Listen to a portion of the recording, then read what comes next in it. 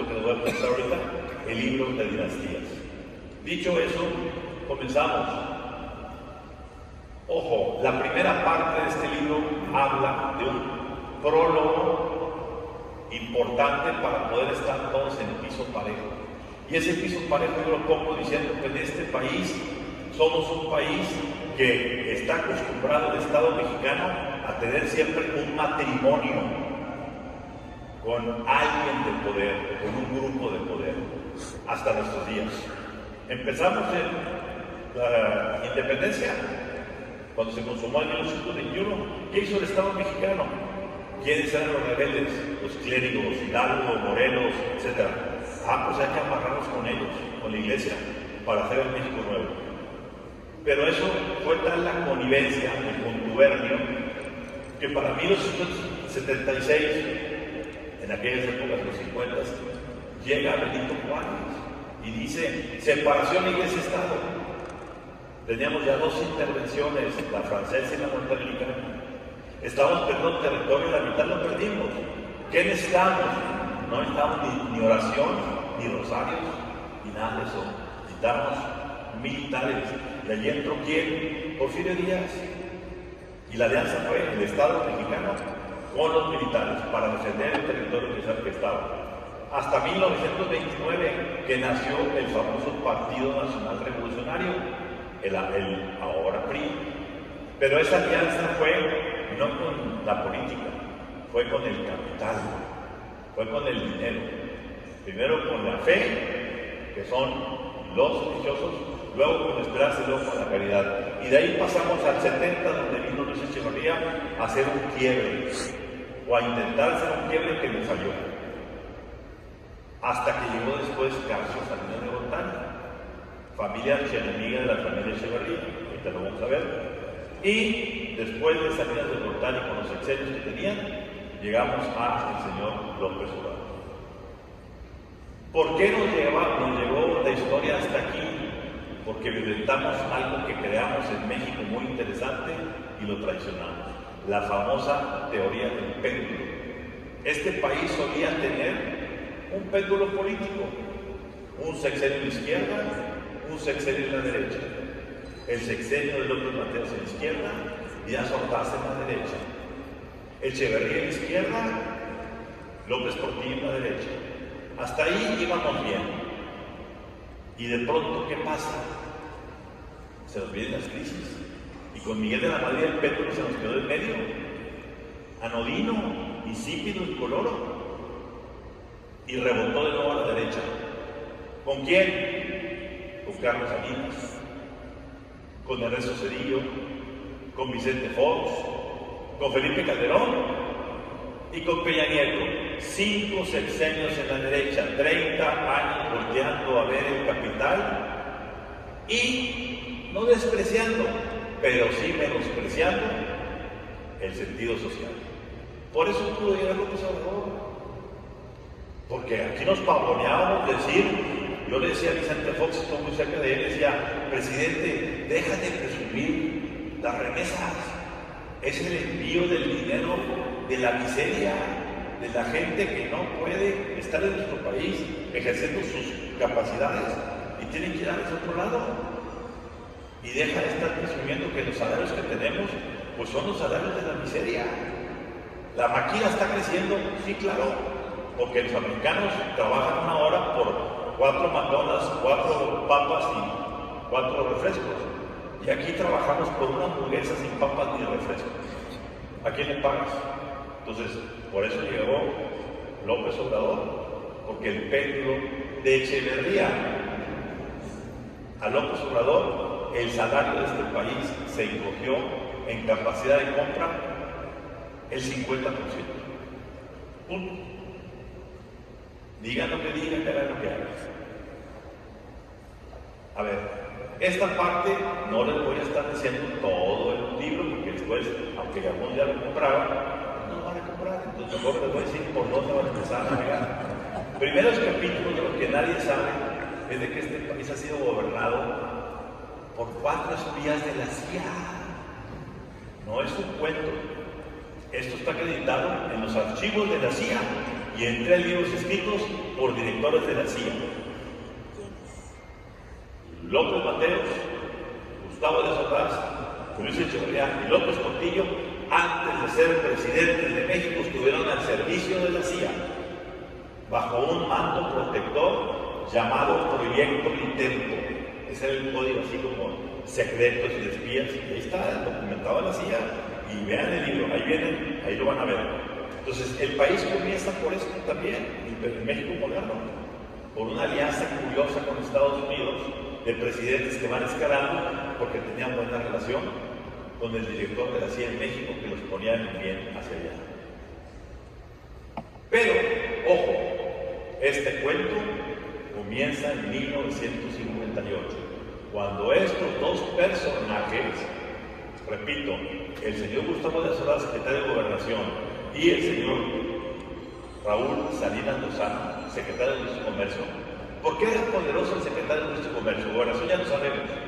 Industria y Comercio, ¿por qué? Porque en aquella época no había tratado de comercio. Y el señor Salinas Lozano era el dueño de una firma para autorizar todos los precios en este país, todas las importaciones, todas las exportaciones. Era un príncipe económico. Aquí hay muchos economistas, ¿no, mi querido Sócrates? ¿Y qué era eso en aquella época el secretario de Industria y Comercio? Ser príncipe económico. Bueno, pues estos 2 vicepresidentes entraron en una disputa por ser quién iba a ser el siguiente presidente después de Díaz Ordaz, la famosa sucesión de López Mateos. Y los americanos dijeron, en nuestra oportunidad, sus aliados de Raúl Salinas Lozano eran el secretario de Hacienda, Ortiz Mena.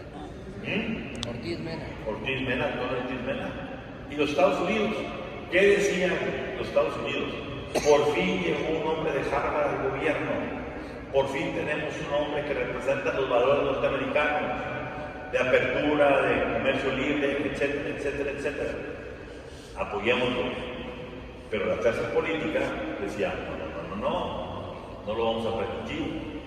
Y la ventaja que tuvo competitivamente el compañero Díaz Ordaz es que tenía 2 perfectos perversos abajo de él. Un subsecretario de Gobernación llamado Luis Echeverría y un director de la Federal de Seguridad llamado Fernando Gutiérrez Barrios. ¿Y qué pasó? Ojo, el señor Díaz Ordaz, con Echeverría y con Gutiérrez Barrios, idearon las huelgas de aquel entonces. Se pusieron en huelga maestros, ferrocarrileros, telegrafistas, médicos del Seguro Social, telefonistas, todos. ¿Para qué? Para demostrar a Estados Unidos que México no estaba listo para un presidente tecnócrata, que el país todavía estaba enardecido políticamente. Manipularon todo. Y ojo, hay un libro que habla de cómo Echeverría y Gutiérrez Barrios, los 2 comunitempos, manipularon la realidad ante la CIA para lograr lo que ellos querían. Bueno, pues esto los va a entrar, van a empezar a leer todos esos capítulos. Una anécdota curiosa que la voy a soltar. Yo tuve la oportunidad para hacer este libro de sentarme a la mesa con quien fue el secretario particular de López Mateos, Humberto Romero. Y Humberto Romero, un político muy avesado y muy poderoso en su tiempo, porque ser secretario particular en aquel entonces era fuerte, me dijo, Ramón Alberto, tan estás en cierto en tu tesis, que, ojo, yo estuve el día en que el señor Raúl Salinas Lozano llegó a la oficina del presidente y me preguntó, ¿ya llegó el changuito? ¿Quién era el changuito? Díaz Ordaz, en la cama. Y el señor Humberto Romero decía, ¿qué pasó? ¿Dónde está el changuito? Y el changuito estaba atrás y escuchando todo. Y en ese momento se gestó el colapso y el clash. Con ese simple detalle ya no se pudieron sentar ni ver. Y allí empieza esta historia en la que yo digo, señores, lo que nos trajo al día de hoy no es el problema del PRI contra el PAN, el PAN contra el PRD contra Morena, no señor. Es la disputa de 2 clanes, de 2 dinastías, de 2 familias. La familia Echeverría y la familia Salinas. Echeverría pone Echeverría va manipulando, porque cuando van a esos lazos lo convierten en secretario de Gobernación. ¿Y qué es lo que hace el señor Echeverría? De la mano de Gutiérrez Barrios, fabrican Tlatelolco.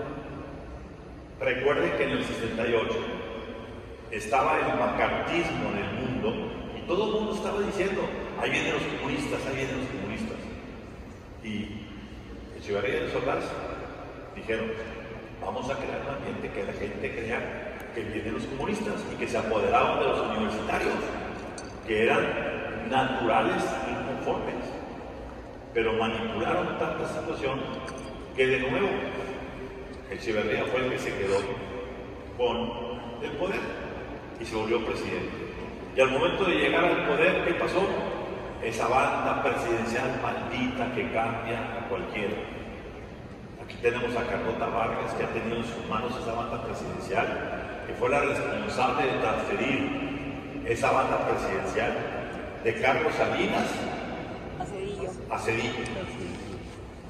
Y yo, ojalá un día nos contara qué se siente tener ese pedazo de tela que parece ligero, pero que es muy pesado y sobre todo que tiene una maldición de cambio. Bueno, ya Sobrado dijo un día después de que ya estaba con la banda Echeverría, dijo, mi gran equivocación fue haber nombrado a Echeverría candidato de la presidencia, porque ahí se acabó todo. ¿Qué hizo Echeverría? Y ahí empezó la historia negra de este país. El señor se comenzó a pelear y comenzó a destruir la mesa del poder en México. En todo el mundo, cada país tiene su mesa del poder. Los americanos tienen una mesa del poder que tiene a los armamentistas, a los que fabrican armas, a los de la tecnología, Silicon Valley, a los de Wall Street, a los del Departamento de Estado. Es decir, 5 o 6 grupos que sostienen la mesa del poder. En México era muy simple. La mesa tenía 3 patas. La iglesia, los militares y los empresarios del capital. Fe, esperanza y caridad. La Santísima Trinidad. Pero Echeverría llegó y se empieza a pelear con todos y le dice a la iglesia, iglesia no me gustas, que pase la teología de liberación, que pase el obispo Rojo Méndez Arceo y que haga huelgas en todo el país, y se enemista con la iglesia. Y luego dicen los militares, son los culpables del 68, allá no. ¿Y qué han pasado con los empresarios? ¿Qué les cuento? Estamos en la ciudad donde asesinaron a don Eugenio Balsasar. El quiebre más grande que hubo, empresarial, no en Monterrey, en el país, junto con el asesinato de Aranguren en Guadalajara, el líder empresarial de Guadalajara, con diferencia de 18 días. Echeverría quería imponer una nueva mesa del poder, pero la crisis económica le generó un hoyo que al caerse por primera vez en 22 años el dólar, de 12.50 a 22, empezó la debacle. Y Echeverría quiso salir, no pudo. E impuso a su Claudio Sheinbaum, llamado José López Portillo, su cuate desde chiquito, su brother, su compia, sus chompiras, como dicen allá en México. Pero ese López Portillo terminó dándole la espalda a Echeverría. Y van a ver un capítulo donde vino a pactar a Monterrey como candidato con los empresarios de Monterrey, el quitar a Pablo Emilio Madero de la candidatura para que el señor López Portillo, que decía, yo no soy Echeverría, pudiera llegar al poder. Y así llegó. Fíjense ustedes cómo a lo largo de todos estos años, de estas décadas, los presidentes han sido capaces de vendernos cada sexenio o cada 2 sexenios un fetiche económico. Y esto va para los economistas que son muy ávidos en todo. Primero nos decían, mientras el dólar esté barato y bueno y no se mueva, estamos tranquilos. Y vivimos en el famoso desarrollo estabilizador, 22 años con el dólar a 2.50. Y se devaluó en el 76. ¿Y qué pasa? Llega López Portillo. ¿Y qué dice López Portillo? ¡Hey, señores! no se preocupen por el dólar. Hoy lo importante es tener petróleo. Hay que aprender a administrar la abundancia. Vamos a tener dólares por mayor porque hay mucho petróleo aquí abajo. Y al fin del sexenio se le desploma el petróleo, se desploma la economía y tiene que estatizar la banca. Y llega Miguel de la Madrid y te dice: hey señores, ni el dólar ni el petróleo, es la bolsa de valores. Y nacen Carlos Slim, Roberto Hernández, Hark y toda la ralea de la llamada mafia del poder. Y así la bautizó López Obrador con su libro. Y la bolsa de valores. Pero a Miguel de la Madrid se le desmonta la bolsa de valores. ¿Por qué? Porque hubo un colapso mundial en el 87. Y todos los que habían invertido la bolsa de valores se quedaron en paños menores. Y viene entonces Salinas y dice: hey, cuidado, ni el dólar, ni el petróleo, ni la bolsa de valores, es la apertura comercial. Y tengo que decir que eso de paso fue lo más acertado, Con el gobierno que tenemos hoy, si no hubiera sido por esta decisión que es vigente, que no ha podido ser reemplazada por otra cuestión, no estaríamos aquí sentados todos, estando viviendo y platicando. Hoy nos sostiene la apertura comercial que nos da 550,000 millones de dólares de comercio. Ningún otro grupo, bloque económico en el mundo tiene lo que tienen México, Estados Unidos y Canadá. Y de aquí nada más salen 550,000 millones. Para ser el principal socio hoy del país más consumista y consumidor del planeta. Pero eso fue obra de Carlos Salinas, hay que reconocerlo. Pero de ahí llegó López Obrador y dijo: señores, todos ustedes voy a decir que tienen 2 camisas y que tienen 3 zapatos. Tenemos que cambiar y entrar a construir el bienestar. Y ya no medirnos por el Producto Interno Bruto, sino por el índice de felicidad. Bueno, pues en el libro se recorren todos los pasajes. Y viene también en cada sexenio la gran manipulación. En el sexenio del 58 al 74, las huelgas que comentábamos ahorita. En el 68 al 71 tuvimos Tlatelolco el 68 y el 71 el famoso jueves de Corpus de los halcones, ya con Echeverría en el poder. El 68 Echeverría era secretario de Gobernación y el 71 ya era el presidente. ¿Y por qué creó el famoso halconazo? Porque odiaba a un neoleonés de nombre Alfonso Martínez Domínguez, que en ese momento era el jefe de gobierno, digamos, regente de la Ciudad de México. Pero como Martínez Domínguez, habiendo sido el presidente del PRI en la candidatura de Echeverría, y le dijo a Díaz Ordaz: te equivocaste, rectifica, y no rectificó Díaz Ordaz, Echeverría le agarró, como dicen en el rancho, le agarró ruina a Martínez Domínguez. Le creó el 71 y lo mandaron al congelador. Ojo, van a estar viendo ustedes en cada sexenio, lo pongo en cada entrada, dónde estaba cada familia, la familia Echeverría y la familia Salinas. En cada sexenio, algunas veces a la alza, otras a la baja. Pero cuando un clan o el clan de Echeverría llegaba, los Salinas eran enviados fuera a la congeladora. Y cuando llegaban los Salinas, el grupo Echeverría era mandado a la congeladora. Entonces, ¿qué pasa? 68-71, el halconazo. ¿Qué pasa en la época neoliberal? Pues pasa el famoso Pemex Internacional, que es una entelequia creada para desviar fondos petroleros, el Tratado de Libre Comercio y FOAPROA, el famoso FOAPROA, el rescate no de la banca, de los banqueros. Y ahorita la hermosísima situación que estamos viviendo de la creación de una nueva industria de este país, la industria del huachicoleo, la que revelamos en Código Magenta, en una serie de 12 o 14 reportajes con todas las fotografías que revelamos y que hoy es el centro y el epicentro del debate para la campaña presidencial. Son chicos por todos lados. ¿Por qué? ¿Qué hicieron con esto? ¿Qué crimen se está haciendo?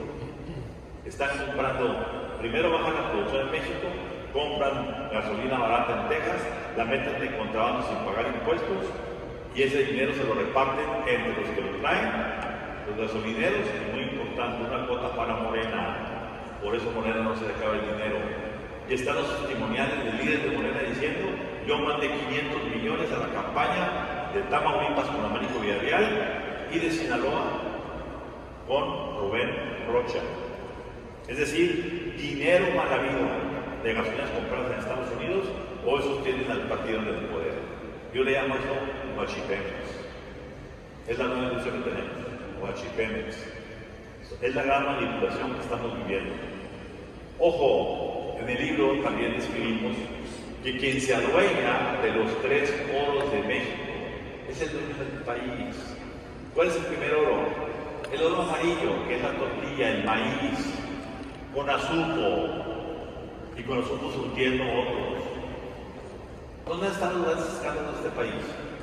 En las épocas de Raúl Salinas, recientemente ahora en las épocas de Segalmex con Nacho Valle con 15,000 millones de pesos perdidos. Bueno, pues es parte del oro amarillo que se tiene. ¿Por qué? Porque se podrá dejar de consumir todo, menos la tortilla. El segundo oro es el oro negro, Pemex. Cada sexenio se inventa una forma para saquearlo. Y el tercer oro es el oro blanco, la droga. Con esa droga, ¿quién maneja las cosas? Pues muy sencillo. Bueno, una cosa importante que se navega a través de dinastías, 2 familias, una nación, es que, señores, ojo, vivimos en un país en el que la política está cimentada en un ingrediente fundamental: la traición. La traición. Desde que empezó este país, ¿dónde acabaron nuestros héroes? Hidalgo, colgado en la lógica. Morelos, Allende, Aldama, Francisco y Madero, la escena trágica, lo mataron junto con Pino Suárez. ¿Sí? Y vamos viendo el país y van saliendo todas las traiciones. Y aquí, ¿qué vemos? Traiciones que trastocaron en la época moderna de este país. El asesinato de Eugenio y Alan Buren. ¿Sí? El asesinato del famoso Kiki Camarena Salazar, donde estuvo involucrado el director de la CFE, Manuel Vargas, que seguramente le dio un electroshock por ahí. El asesinato de Manuel Buendía, el periodista, ni se diga el de Colosio. Y ahorita vamos a ver. La traición a Josefina Vázquez Mota, que los panistas vendieron su candidatura, traicionándola para cumplir al PRI el pacto de haber llevado a Felipe Calderón en 2006 al poder, porque Felipe llega al poder en 2006 gracias a un pacto de Vicente Fox y Calderón con Salinas y la maestra. Vamos a apoyar cumplir la llegada de Calderón, porque ni tú ni yo queremos que llegue López Obrador, pero en 2012 me regresan las llaves del carro, en este caso de Los Pinos, para un priista. Y así regresó el PRI con Peña Nieto. Lo declaró públicamente el señor Fox y el señor Calderón en la campaña cuando dijeron: apoyemos a Peña Nieto. No fue escondidas, la traición fue abierta. Y ni que se diga de qué les pasó en el trianato y sobre todo en la Copa del PAN. 3 personajes de seguridad y gobernación murieron en curiosos accidentes aéreos. Con Fox, Ramón Martín Huerta en un helicópterazo. En la época de Felipe Calderón, Murillo en un avionazo en la Ciudad de México. Ahí les digo de dónde venía. Venía con de la Seilo, ¿sí? En el avión. ¿Y de dónde venía? De hablar con un capo. Y quizá el capo no le gustó lo que acordaron, y quizá el capo derribó el avión. Lean, ahí está, con todo detalle. Y finalmente Ramón, Blake, ¿sí? El secretario de Gobernación también de Felipe Calderón. ¿En qué mundo puede ocurrir que 2 secretarios de Gobernación en el mismo sexenio mueran en un accidente aéreo? Aquí lo van a saber quién bajó a cada quien y por qué. Ojo, van a ver todo el saqueo del crudo que estamos viviendo. Lo vivimos con el PRIAM, con Pemex Internacional, y lo estamos hoy viviendo con el Huachipemex. En aquel entonces, mandando petróleo al mercado internacional y agarrando $2, $3 por cada barril. Hoy, descarado, vean las fotografías, ahí están las pipas, cargando con mangueritas de buques de 300,000 barriles, de 100 millones de litros de combustible 4 veces por semana. Es lo que está llegando solo Altamira. Denunciado, expresado, y el presidente ni dice ni pío. Y bueno, señores, asómense a ver en dinastías cómo en este país cada sexenio crea su cártel. Es un negocio más.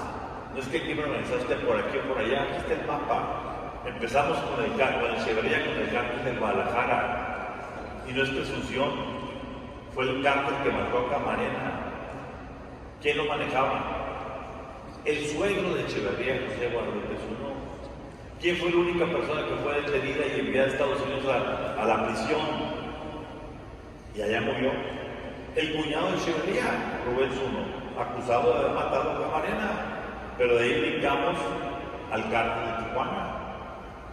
En los tiempos de, primero al cártel de Juárez con los Portillo, con el Señor de los Cielos, y luego al cártel de Tijuana con Miguel de la Madrid, y luego al cártel del Golfo con Carlos Salinas, y luego el cártel de las metanfetaminas con Cedillo y su familia, que ahí aparecieron la parentela, y luego después de Cedillo con Fox. Alguien dijo: Fox, señores, ya para qué 3 carteles, vamos a ser solo uno. Y a los 2 veces de entrado Fox se les escapa el Chapo Guzmán, y por 12 años el Chapo Guzmán es intocable en el mundo panista. Y nada más llega Peña Nieto, lo agarran, lo vuelven a meter a la cárcel, y comienza a crearse el cártel Jalisco Nueva Generación. Está matemáticamente hecho si se meten a hacer un clavado para que vean que aquí la droga es como Pemex, o es como con nosotros. Unos venden tortilla, otros venden petróleo y otros venden droga.